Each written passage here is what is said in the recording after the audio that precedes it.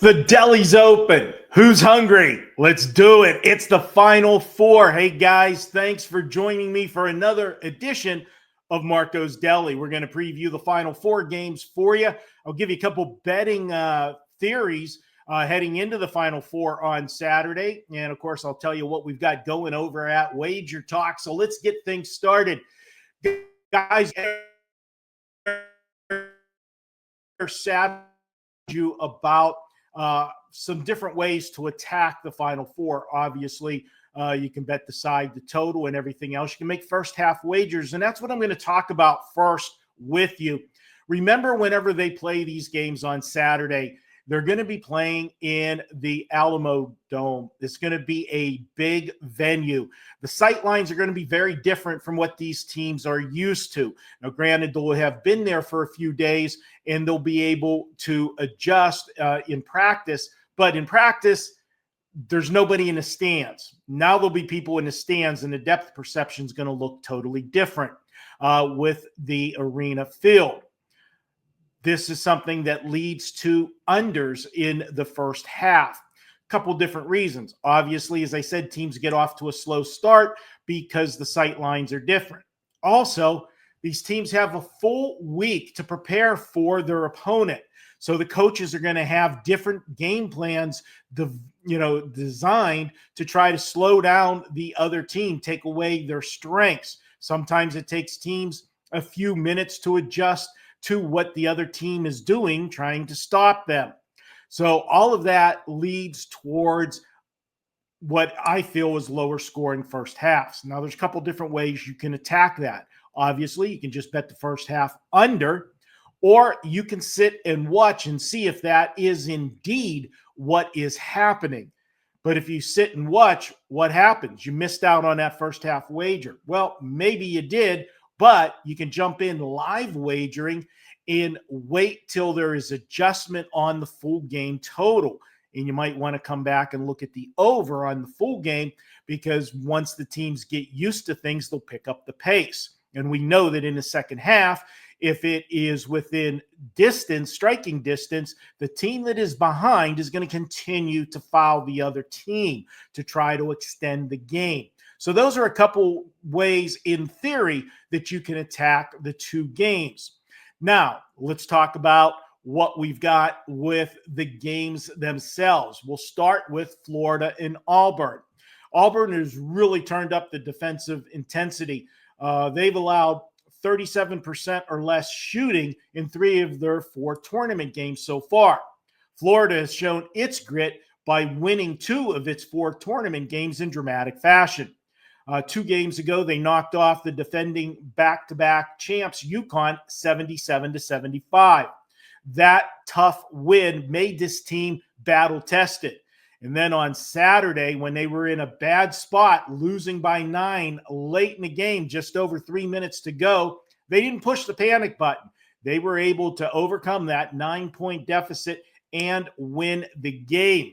I always say I love backing teams in a tournament who are coming off a narrow win.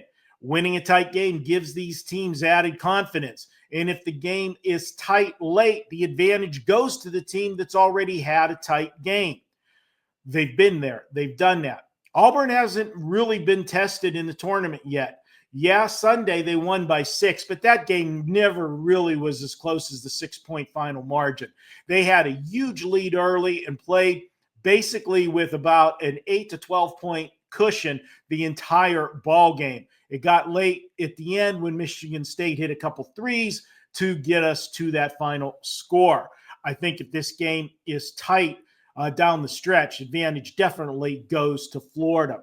Florida also already beat Auburn earlier in the season, and that was in early January. Florida, down the stretch, they won 16 of their last 17 games, including 10 in a row. And when they beat Auburn, that was only the second game of that 17-game stretch. So no question, they're playing better ball now than they did when they faced Auburn earlier in the year. Also have the fact that Florida this year, when they've been installed as a favorite, they're 24-9 against the spread. That's got me leaning to Florida in the first game. Now, before we get to the second game, want to tell you, if you made it this far, do me a favor. You like what you see? Give me a thumbs up on the video. It really helps out the channel. And if you would like and you're not already subscribed, hit the subscribe button, because then you'll know every time we release a new video. It's free to hit the subscribe button. Doesn't cost you anything. And this way, you'll never miss a video from us. And if you like the way I break these games down and you want to become a regular client of mine, we've got a deal for you.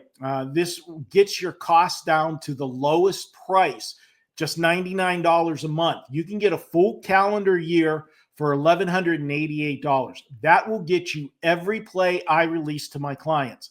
That's every play in every sport. Guys, we have been rolling. We're up over 135 units for our clients over the last 14 months. Our 5% major wager plays, they're 25-9 the last 34. We hit our one that we released this past weekend on Sunday. We had Houston as they rolled over Tennessee in an easy wire-to-wire victory. If you want to come on board, you can get 12 months, 365 days, every play I release, including 5% plays. That's all sports, and that even includes bonus plays when we do horse races, Triple Crown races. Last Saturday, we gave our clients the winner of the Florida Derby. That was a bonus play. You get all of that stuff in that package. Head over to WagerTalk.com. Go to my homepage. You'll see the special there.